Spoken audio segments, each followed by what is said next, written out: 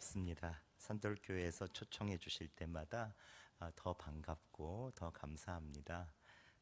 왜냐하면 바로 이웃교회여서 그렇기도 하지만 또 한정희 목사님, 사모님, 또 목회자들에게 격려와 사랑을 항상 아끼지 아니하시는 신민철 목사님, 그리고 이번 시차례 때 같이 성지순례 갔다 왔던 우리 장로님들과 또 권사님들 같이 얼굴 아까도 입구에서도 봤는데 뵐 때마다 꼭 가족과 같은 느낌이 들어요.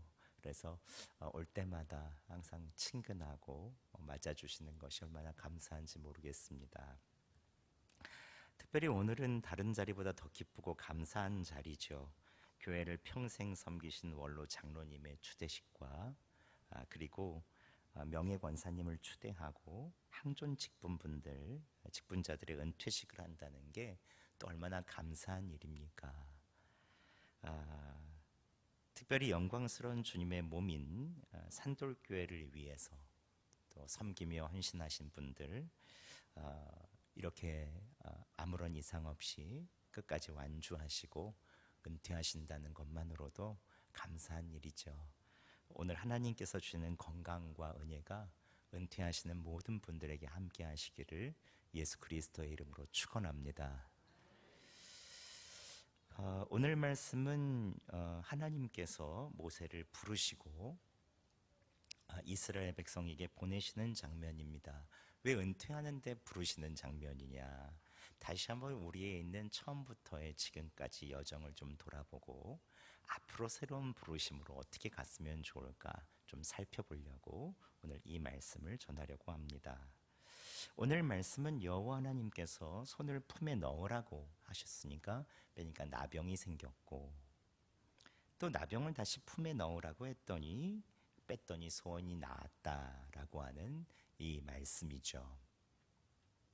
그런데 저는 이 말씀을 볼 때마다 좀 참 이상했습니다. 왜냐하면 바로 전에 기적이 있는 지팡이가 뱀이 되는 장면은, 뱀의 상징은 파라오잖아요. 그때 이집트 왕이었잖아요. 그러니까 하나님의 말씀에 순종하여 잡는 순간 그것이 기적의 지팡이가 되는 것, 이것은 얼마나 은혜가 됩니까? 우리가 아무리 두려워도 주님의 말씀에 믿음으로 순종하고 나가면, 또 무서워하고 커 보여도 주님의 말씀에 순종하고 나가면 그것을 하나님께서 기적의 도구로 삼아 주신다. 이게 얼마나 은혜되는 말씀입니까? 그런데 이 다음 말씀이 저는 잘 이해가 안 가더라고요. 왜 갑자기 손을 품에 넣으라고 하셨을까? 근데 뺐는데 갑자기 나병이 됐어요. 당시 나병은 불치병이잖아요. 가장 부정한 병이잖아요. 손이 문드러져서 썩어진 그 손을 보여주시는 거죠. 근데 다시 품에 넣었더니 나병이 치유가 됐어요. 이게 무슨 의미인지 잘 모르겠더라고요. 모세가 병을 치유하는 능력을 가지고 있다는 것을 보여주고 싶으신 것입니까? 근데 8절 말씀을 보면 그 말씀은 좀 더 이상해요. 처음 표적의 표징은 받지 않아도 나중 표적은 믿으리라. 여러분, 뱀이 지팡이가 되는 표적이 더 강력합니까? 아니면 품에 넣는데 나병, 이게 더 강력합니까? 뱀꼬리 잡는 게 훨씬 더 강력하죠. 백성들이 처음 표적을 믿어야 맞잖아요. 표적이 바뀌어야 되는 것 아닙니까? 그런데 하나님께서는 두 번째 표적을 믿을 것이다 라고 했다는 거예요. 제가 이 말씀을 보면서 하나님께서 왜 그러셨을까? 저도 손을 넣었다가 뺐다가 넣었다가 뺐다가 하면서 이게 왜 그랬을까? 저도 곰곰이 묵상해 봤습니다. 그 본문을 그려봤어요. 모세는 품에 손을 넣습니다. 아마 자신의 손을 품에 넣으라고 하신 하나님의 말씀을 듣고 모세는 기대하지 않았을까요? 이 손이 권능의 손이 되어서 손가락으로 사람을 다스리는 손, 빼면 탁 빼면 막 정말 권능의 손, 이집트에 있는 왕을 제압할 수 있는 확 한 말, 이게 영화에 보듯이 레이저가 막 나오든지, 아니면 최소한 딱 빼면 다이아몬드나 황금의 손이 되어야 사람들이 그 앞에 놀라서 엎드려지지 않겠습니까?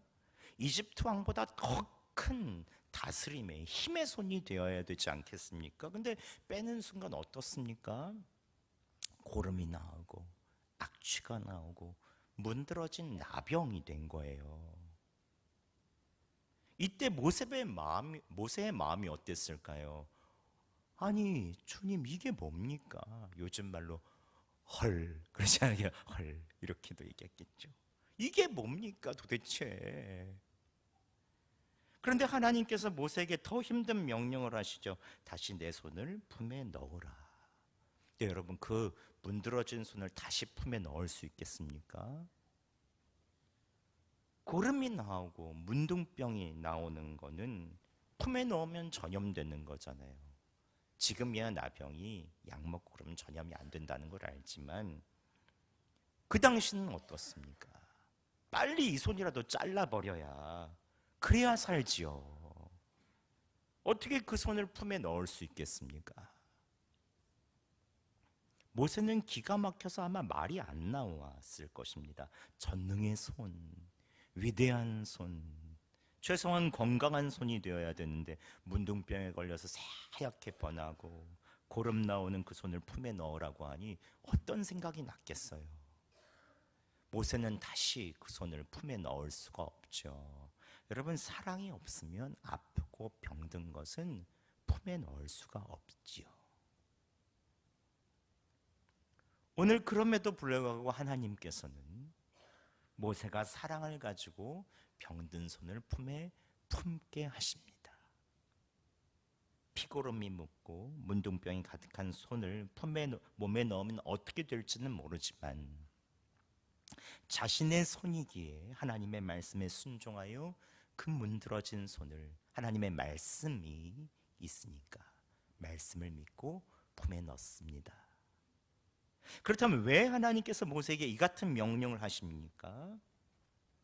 하나님께서는 오늘 모세에게 그 어떤 사람이라도 품을 수 있는 사랑의 지도자로 만들어주고 싶으신 것입니다. 모세야, 모세야, 지금 내 백성 이스라엘 백성이 너무 아프다. 문드러져 버린 네팔처럼 노예 생활로 다 삶이 문드러져 버렸다. 지금 내 백성이 고통당해서 진물이 나오고 마음이 다 상해버렸다. 나에게 계속 부르짖는다. 강제노역으로 완전히 다 문드러져 버렸다 삶이. 이제 너는 이 백성을 품에 안아주는 지도자가 되어야 한다. 백성의 상처를 감싸 안아줘야 된다. 세상의 많은 지도자들은 지시하고 명령하고 다스리고 힘으로 제압하려는 그런 지도자다. 세상의 왕들은 일사불란하게 군대를 움직여야 유능한 지도자라고 한다. 하지만 너는 백성의 아픔을 품에 안고 우는 지도자가 없는 이때에 너는 백성을 품에 안고 함께 우는 지도자가 되어야 하지 않겠니? 백성을 감싸주어라, 품에 품어라. 나의 마음을 가진 그 지도자 한 사람이 필요하구나. 그럼 내가 사랑으로 감싸주는 이 모습을 보면 사람들이 너를 믿을 것이다 라고 말씀하여 주시는 것이죠. 하나님께서는 오늘 이집트의 바로처럼 권능을 가진 지도자보다 하나님의 마음을 가지고 백성의 고통과 상처를 감싸 안아주는 그 사랑의 지도자로 모세를 만들어주고 싶은 마음이죠. 그래서 이 기적을 주시는 것입니다. 여러분 오늘 본문을 미루어 볼 때 사랑이란 무엇이라고 생각하십니까? 사랑이란 품에 품는 것입니다. 어떤 대상이든 품에 품죠. 그 대상이 냄새나고 상처가 있고 너무 힘들고 도저히 품에 품을 수 없다고 해도 사랑은 품에 품는 것입니다. 세상 사람들이 다 거절한다고 해도 품에 품고 함께 울고 함께 웃는 것, 이것이 사랑이죠. 하지만 사랑이 없으면 품에 품지 못합니다. 상처를 빨리 도려내야 된다고 말합니다. 더 이상 있어서는 안 된다고 말합니다. 잘라내버려야 된다고 합니다. 능력으로 판단하고 효율성으로 판단의 기준을 둡니다. 하지만 하나님의 사랑은 품에 품죠. 끝까지 품는 것입니다. 오늘 모세는 그 사랑을 받고 이스라엘 백성에게 갑니다. 이스라엘 백성의 불만, 불평, 수많은 지적, 연약함 다 품습니다. 하나님께서 주신 사랑으로 광야 시절의 모든 백성을 안고 있었기에 민수기 12장 3절에 모세를 평가하기를 이렇게 말하죠. 이 사람 모세의 온유함은 지면의 모든 사람보다 승하다. 가장 뛰어나다. 여러분, 하나님의 사랑은 품에 품는 것입니다. 오늘 모세 이후에 1500년 이후 한 청년이 있었죠. 그는 세상의 모든 권세를 가졌습니다. 심지어 파도도 그가 명령하면 잠잠해질 정도로 그는 권위가 있었습니다. 그는 능력이 많았습니다. 권세가 있었습니다. 손을 대면 눈먼 자가 눈을 뜨고 38년 된 병자가 나았죠. 모든 세상의 권세가 그의 안에 있었고 하늘의 권세가 그에게 있었습니다. 그러나 그는 모든 권세를 내려놓고 이제 며칠 후면 성탄절에 이 땅에 한 아기로, 연약한 아기로 이 땅에 내려오시죠. 무능력함으로. 병들고 죄짓고 연약한 사람들을 품에 안아주시기 위해서 전능하신 하나님이시지만 인간의 몸으로 오셔서 모든 사람들을 품에 품고 안아주시죠. 죄인과 세리의 친구가 되어주시고 자신을 배반하는 제자까지도 끝까지 발을 씻어주시죠. 그분은 바로 우리가 믿는 예수 그리스도십니다. 우리의 연약함, 우리의 허물, 우리의 실수 탓하지 않으시고 그대로 받으시고 품에 품어주시죠. 그분은 결국 죄와 사망으로 고통스러워하는 우리들을 품에 안으시기 위해서 십자가에 오르셔서 양팔을 벌리시고 우리의 모습을 그대로 안아주십니다. 모세는 사랑이며 구원이며 모든 죄와 허물을 감싸 안으신 예수 그리스도를 예표하죠. 그분은 오늘도 두 팔을 벌리시고 우리를 안아주십니다. 여러분, 사랑은 그래서 안아주는 것입니다.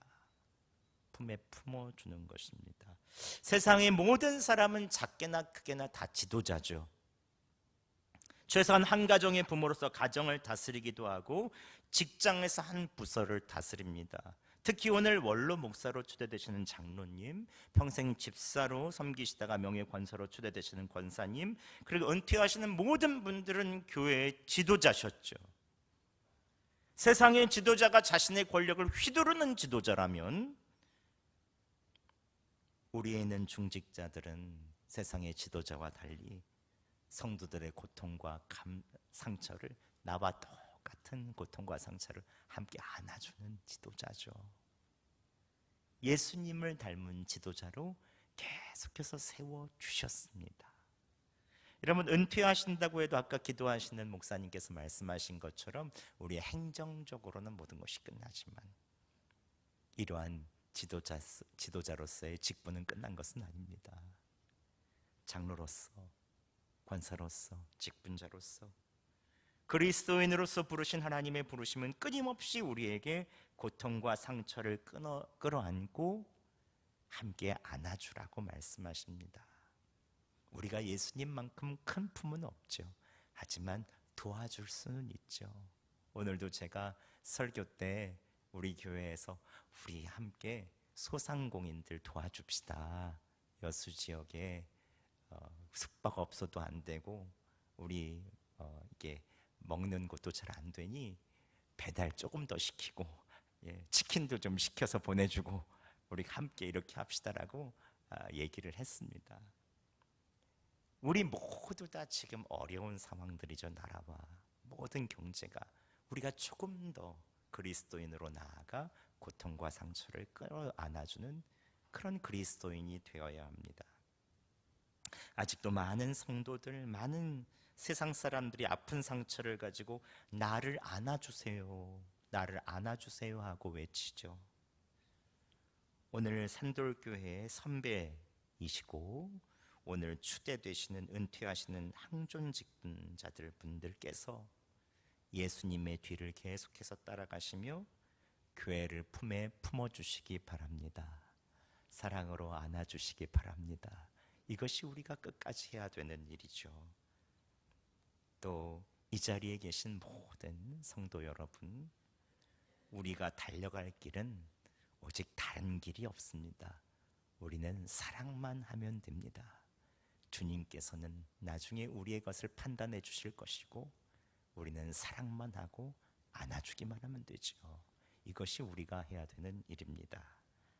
사랑의 지도자로서 계속 여러분도 성장하시고 오늘 은퇴하시는 모든 분들의 은퇴가 또 주님 안에서 영화로운 것처럼 예수님의 몸인 산돌교회를 위해서 생명을 드리고 사랑을 드리는 영광의 그리스도인들이 되시기를 예수 그리스도의 이름으로 축원합니다. 기도하겠습니다. 사랑의 하나님 아버지, 세상의 모든 사람들이 나를 안아주세요 라고 이야기할 때 예수님의 사랑받은 우리가 먼저 두 팔을 벌리고 품에 품을 수 있는 용기와 지혜를 주시옵소서. 특별히 오늘 은퇴하시는 모든 분들, 평생 동안 다른 사람들을 잘 안아주시다가 이제 은퇴합니다. 하지만 이후의 삶이 더 넓은 품이 있기에 그 품 안에 많은 사람들이 쉴 수 있도록 예수님의 마음으로 안아줄 수 있게 도와주시옵소서. 또한 우리들도 함께 그 길을 가며 예수님의 마음으로 서로 안아주며 사랑하는 산돌교회 되게 도와주시옵소서. 감사드리며 예수 그리스도의 이름으로 기도드립니다. 아멘.